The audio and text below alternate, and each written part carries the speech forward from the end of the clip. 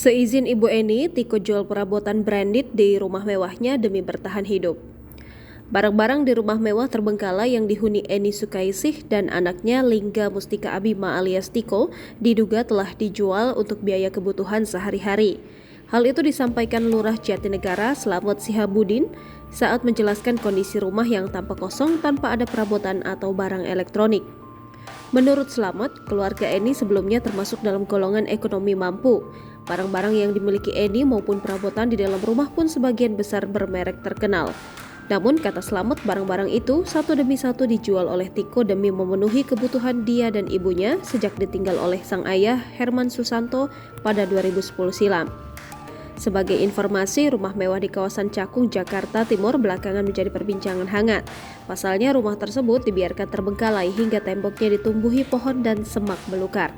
Belakangan diketahui bahwa rumah tersebut masih dihuni oleh dua orang, yakni Ibu Eni dan seorang anaknya yang bernama Tiko. Di rumah tersebut, Tiko merawat sang ibu yang diduga mengalami depresi seorang diri selama 12 tahun. Kehidupan Eni dan Tiko yang tinggal di rumah mewah tanpa listrik dan air selama puluhan tahun pun kini menjadi sorotan sejumlah pihak. Pemerintah daerah pun akhirnya turun tangan membantu dua penghuni rumah terbengkalai itu.